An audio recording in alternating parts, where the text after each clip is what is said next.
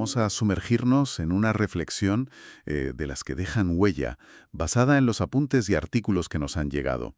Gira en torno a una pregunta que parece sencilla, pero que, bueno, se complica muy rápido. ¿Qué es el alma? Casi por instinto tendemos a imaginarla como algo que está dentro de nosotros, una especie de esencia invisible, un fantasma en la máquina, ¿no?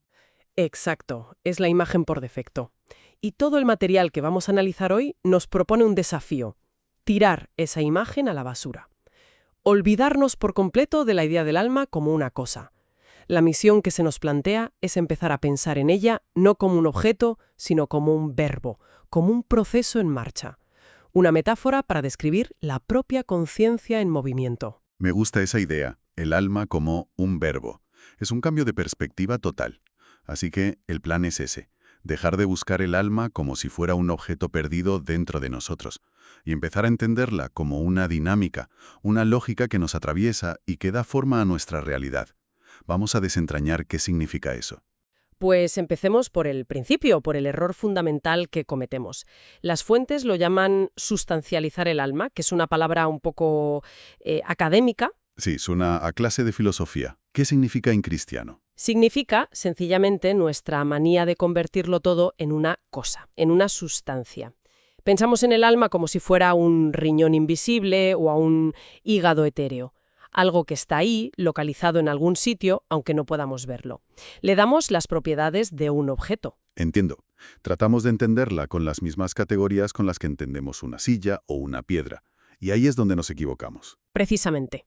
Y para romper con eso, se propone una analogía que me parece brillante. A ver, El acto de caminar. Piénsalo. Tú y yo no podemos ver el caminar en sí mismo, de forma aislada. No puedes coger el caminar y meterlo en un frasco. claro, no existe por sí solo. Exacto. Lo que vemos es a una persona concreta, con sus piernas y su cuerpo, que camina por un paisaje concreto, un sendero o una calle. Vale, El caminar es el movimiento, es el proceso que conecta a esa persona con ese paisaje. No es la persona, no es el paisaje, es la relación dinámica entre ambos. vale, la analogía es muy potente. Entonces, si aplicamos esto, el alma sería como el caminar. No es una sustancia que podamos encontrar si abrimos a alguien en canal, sino el proceso mismo que se manifiesta, a través de las personas y de las circunstancias que viven. No es algo que está, sino algo que pasa. Has dado en el clavo, y eso implica que no tiene vida propia aislada de sus manifestaciones. Solo existe en esa relación. Por eso es tan escurridiza, porque no es un objeto que se pueda señalar. Pero esta analogía me genera una duda. El caminar tiene un principio y un fin. Una persona empieza a andar y luego se detiene. Si el alma es como el caminar, ¿significa que puede detenerse? ¿Que puede dejar de pasar? Es una pregunta excelente, porque nos lleva directos al siguiente punto. Las fuentes conectan este proceso o este caminar con el nacimiento mismo de la conciencia. Hubo un momento en que el ser humano dejó de ser simplemente una parte más del paisaje. ¿Te refieres al momento en que empezamos a pensar sobre el mundo en lugar de solo estar en él? Justo a eso. En el instante en que podemos nombrar, pensar o, no sé, pintar en una cueva la naturaleza, es porque ya hemos tomado distancia de ella. Ya no estamos completamente fusionados con el entorno. Claro. Ese acto de separación, esa capacidad de hacer del mundo un objeto de pensamiento, es lo que las fuentes identifican con el nacimiento de este proceso que llamamos alma o conciencia. Es una idea muy sutil. En el momento en que dices, ahí fuera está la naturaleza, ya has creado una frontera, y tú te has quedado aquí dentro, en el lado de la cultura, del pensamiento. Y lo fascinante es que no hay vuelta atrás.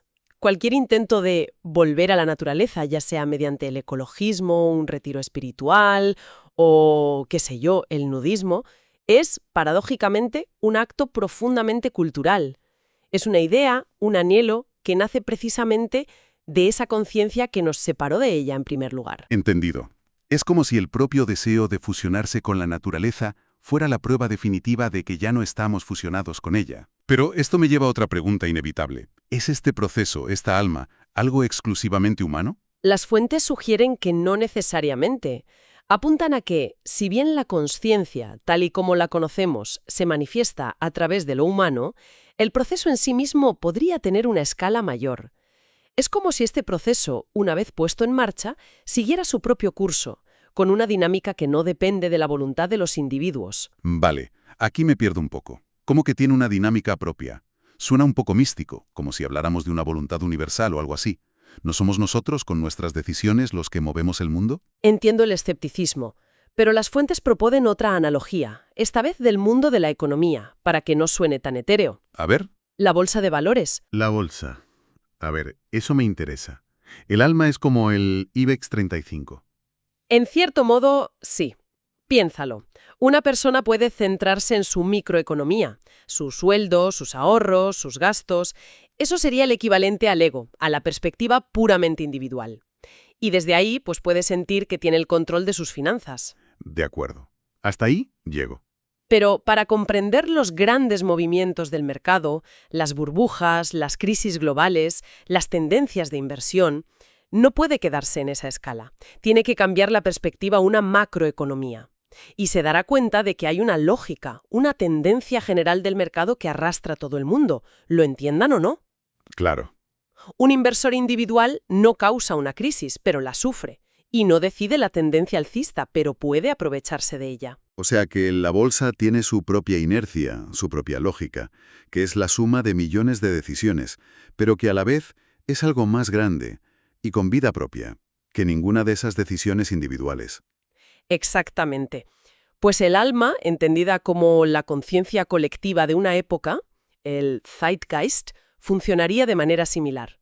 Tiene su propio movimiento, sus propias corrientes, que transcurren más allá de los deseos, gustos o disgustos de las personas. Entiendo. Para percibir esta lógica hay que salir de la perspectiva del yo, mí, me, conmigo. No puedes entender el proceso quedándote en tu propia biografía. Esto me recuerda a una frase muy famosa que se suele ver en tazas y pósteres de autoayuda, una de Heráclito sobre la profundidad del alma. Las fuentes la analizan en detalle, ¿verdad? Sí, es un ejemplo perfecto de cómo una idea se puede malinterpretar por completo si no se atiende a la lógica que estamos discutiendo. La frase creo que dice algo como «No encontrarás los límites del alma. Por mucho que recorras todos los caminos, tan profunda es». Siempre la he interpretado en clave psicológica, como un viaje hacia el interior, a un universo de traumas y maravillas por descubrir. Es la interpretación moderna, sí, la de la psicología pop, pero has omitido una palabra crucial, la última. La frase completa es: no encontrarás los límites del alma, por mucho que recorras todos los caminos, tan profundo es su logos. Logos. Vale, esa palabra lo cambia todo. No dice que el alma sea profunda, sino que su logos es profundo. Ahí está la clave. Y logos es una de esas palabras griegas con 1000 matices. No significa solo palabra o razón. En el contexto de Heráclito se refiere a la estructura subyacente de la realidad, a la lógica, al principio organizador, al discurso que articula el mundo. Un momento, frena. Porque logos es una de esas palabras que intimidan. Podríamos desglosarla con un ejemplo más actual. ¿Cómo se manifestaría el logos de nuestra época, por ejemplo? Claro. Piensa en la lógica de las redes sociales. El logos de Instagram o TikTok no es lo que publica un usuario concreto, es la estructura misma de la plataforma. El algoritmo, la primacía de lo visual, la velocidad, la lógica de los likes. Claro, el sistema. Esa estructura, ese logos, condiciona profundamente cómo nos comunicamos, qué consideramos importante, incluso cómo nos percibimos, y lo hace sin que seamos conscientes la mayor parte del tiempo. La profundidad no está en un post concreto, sino en la complejidad de esa estructura invisible que lo sostiene todo. Ah, ahora lo entiendo. Así que cuando Heráclito habla de la profundidad del alma, no se refiere a un pozo oscuro y misterioso lleno de recuerdos, como lo interpretaría el psicoanálisis popular, sino a la complejidad casi infinita de la propia red de ideas, de la estructura del pensamiento. Eso lo cambia todo. La profundidad no es espacial, es lógica. Exacto. No es una profundidad de espeleólogo, es una profundidad de ajedrecista. La profundidad no está en una pieza, sino en las reglas y las combinaciones infinitas que esas reglas permiten. Heráclito no habla del alma como un lugar a explorar, sino de la complejidad vertiginosa de su lógica. Vale. Y si seguimos esa línea de pensamiento, llegamos a la primera parte de la frase. No encontrarás los límites del alma. Si su profundidad es lógica y no espacial, ¿Qué significa que no tenga límites? Mi cabeza empieza a echar humo. ¿Cómo puede algo no tener límites? Es que esa es la conclusión más radical y transformadora de todo el análisis. Implica una idea que desafía nuestro sentido común. Si algo no tiene límites, significa que no hay nada fuera de ello. No hay una frontera donde termine el alma y empiece otra cosa. ¿Y si no hay un exterior? Si no hay un exterior, el alma deja de ser un interior relativo a algo de fuera y se convierte en lo que las fuentes llaman una interioridad absoluta. Interioridad absoluta. Suena muy abstracto. Necesito otra analogía. La mejor que se propone es la de un sueño. Imagina que estás soñando. Dentro del sueño puedes ir a la playa, que parece un exterior, o puedes entrar en una casa, que parece un interior. Pero en realidad todo, la playa, la casa, la sensación del sol, tú mismo como personaje del sueño, está ocurriendo dentro del sueño. Claro. No hay un fuera del sueño al que puedas escapar. Cualquier intento de salir del sueño sería simplemente otra escena dentro del mismo sueño. Es una analogía buenísima. El sueño es una interioridad absoluta. No puedes asomar la cabeza fuera del sueño para ver el mundo real sin despertarte, es decir, sin que el sueño termine. Pues la conciencia, el alma como proceso, funcionaría de la misma manera. Es el sueño del que no podemos despertar. No se puede salir del proceso de pensar para ver cómo son las cosas sin pensar en ellas, porque el propio acto de imaginar ese fuera es una idea, un pensamiento que ocurre por definición dentro del campo de la conciencia. Pero espera, esto choca con mi experiencia diaria. Ahora mismo estoy viendo un micrófono. Ese micrófono parece estar ahí fuera. Es un objeto físico, real, externo a mi conciencia. ¿Cómo encaja eso con la idea de que no hay un fuera? ¿Se está negando la realidad del mundo? No, en absoluto. Y es una distinción crucial. No se niega que exista un mundo físico. Lo que se dice es que todo nuestro acceso a ese mundo, toda nuestra experiencia de él, está mediada por el logos, por la estructura de nuestra conciencia. Ah, El concepto micrófono, la idea de su función, el lenguaje para nombrarlo, la percepción de su forma, todo eso son fenómenos que ocurren dentro de esa interioridad. No podemos experimentar la microfonicidad en sí misma al margen de nuestra capacidad de conceptualizarla. o sea que la interioridad no es física, sino lógica. El límite que no podemos cruzar no es la piel, sino los confines de nuestro propio sistema operativo mental. No podemos ver el mundo sin las gafas de la conciencia puestas, porque somos las gafas. Has captado perfectamente la idea. Cualquier exterior que puedas concebir, el espacio, el pasado, la mente de otra persona, ya está a priori dentro de tu campo lógico como un concepto. Por eso, las fuentes concluyen, con una frase un poco dramática, que estamos desesperadamente atrapados en el alma. Me parece una idea vertiginosa. Entonces, para recapitular todo el viaje que hemos hecho. Hemos empezado con la imagen habitual del alma como un objeto, como un riñón invisible, y la hemos desmontado. La hemos sustituido por la idea de un proceso, como el caminar, que no es una cosa sino una acción, una dinámica, que se manifiesta a través de nosotros. Luego hemos visto que este proceso está ligado al nacimiento de la conciencia, a esa distancia que nos separa de la naturaleza, y que paradójicamente nos hace anhelarla. Y que este proceso tiene su propia lógica, su propia inercia, como la bolsa de valores, que va más allá de nuestras intenciones individuales. Y finalmente, explorando una frase de Heráclito, hemos llegado a la conclusión más potente.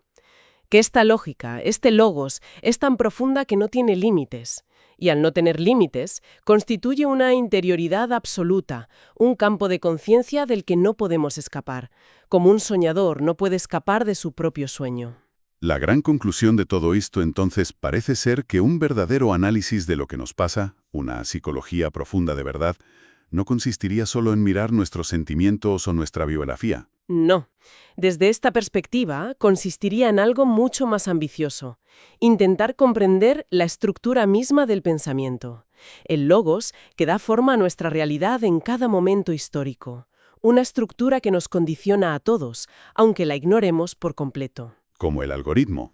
Igual que el algoritmo de una red social condiciona a sus usuarios. Y esto nos deja con una pregunta final para reflexionar, una que se desprende de todo lo que hemos hablado.